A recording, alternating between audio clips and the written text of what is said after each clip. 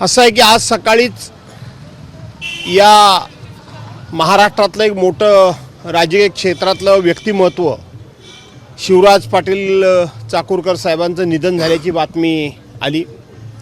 खरं तर शिवराज पाटील चाकूरकर साहेबांनी आपलं संपूर्ण जीवन हे राजकीय आणि सामाजिक क्षेत्रामध्ये व्यतीत केलेलं आहे। एक अतिशय नेमस्त असा माणूस, फार कोणाशी कटू न वागणं, पण तरीसुद्धा आपल्या अनुभवाचा आपल्या कामाचा फायदा हा राज्याला व्हावा, देशाला व्हावा, अशा पद्धतीनं ज्याने आपलं आयुष्य व्यतीत केलं त्या शिवराज पाटील चाकूरकर साहेबांना अनेक वेळेला त्यांचे विचार ऐकण्याची संधी मला मिळाली।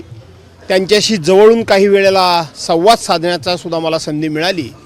आणि म्हणून की कितीही उच्च पदावर गेल्यानंतर माणूस हा किती नम्र असू शकतो त्याचा अनुभव हा त्यांच्याशी चर्चा करताना मला होत असे। मध्यंतरी मुंबईमध्ये 26/11चा हल्ला झाला आणि त्यांची नेहमीची कपडे बदलण्याची जी पद्धत होती त्याच्या संदर्भात त्यांना खूप मोठ्या प्रमाणामध्ये बदनाम करण्यात आलं, त्यांच्यावर खूप मोठ्या प्रमाणामध्ये टीका झाली। आणि त्यानंतर एकदा मला त्यांना भेटण्याचा योग आला होता, त्यावेळेला त्यांच्या मनाला झालेल्या वेदना ह्या त्यांनी बोलून दाखवल्या होत्या। आणि म्हणून असा एक आपल्या राज्याचा देशाचा एक नेता आज आपल्या सर्वांना सोडून गेलेला आहे, स्वर्गवासी झालेले आहेत। मी माझ्या कुटुंबियातर्फे आणि उद्धव बाळासाहेब ठाकरे पक्षाच्या वतीनं शिवराज पाटील चाकूरकर साहेबांना भावपूर्ण श्रद्धांजली अर्पण करतो आणि ईश्वराला प्रार्थना करतो की त्यांच्या आत्म्यात चिरशांती दे। सभागृहामध्ये मंत्र्यांच्या उपस्थितीचा प्रश्न काल देखील पाहायला मिळाला, तुम्ही सभागृहात तो प्रश्न उपस्थित केला। असं आहे की नियमाप्रमाणे कायद्याप्रमाणे ज्या संबंधित मंत्र्यांची चर्चा असते ते मंत्री जातीनिशी हजर सभागृहामध्ये राहिले पाहिजेत, त्याचबरोबर इतर मंत्र्यांनी सुद्धा सभागृहामध्ये राहिलं पाहिजे। परंतु गेले 2-2.5 वर्ष एक नवीन आणि अत्यंत वाईट असा पायंडा पडला आहे की एक जरी सभागृहामध्ये मंत्री कॅबिनेट मंत्री असला तरी सभागृह तुम्ही चालवा अशा पद्धतीचं चेअरवरून आग्रह धरला जातो। खरं तर चेअरपर्सननी हा आग्रह धरला पाहिजे, कुठे आहेत मंत्री, का नाही सभागृहात मंत्री आहेत? हा सभागृहाचा अवमान आहे, हा त्या चेअरचा अवमान आहे।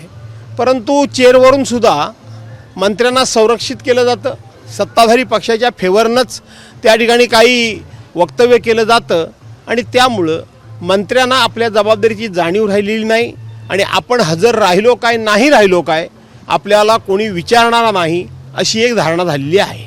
काल शेतकऱ्यांना कर्ज वसुलीसाठी राष्ट्रकुल जे बँक आहे ते न्यायालयामार्फत त्यांना आता नोटीस जी आहे ते पाठवतात लोक अदालतीमार्फत। नाही, असं आहे की कालच आणि आज सुद्धा त्याच्यावर उत्तर मिळेल। जे काय 32,200 कोटी रुपयाचं सरकारनं पॅकेज दिलं आहे त्या ऑर्डरमध्ये स्पष्टपणे म्हटलेलं आहे की पुढचे 6 महिने कोणाकडूनही कोणत्याही प्रकारची कसलीही वसुली होणार नाही।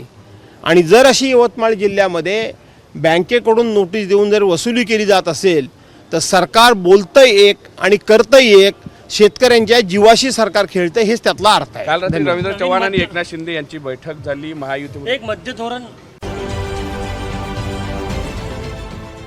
देश विदेशातील प्रत्येक घडामोडींचे लाईव्ह अपडेट मिळवण्यासाठी आता साम टीव्हीच्या सर्व सोशल मीडिया प्लॅटफॉर्मला लाईक, फॉलो आणि सबस्क्राईब करा।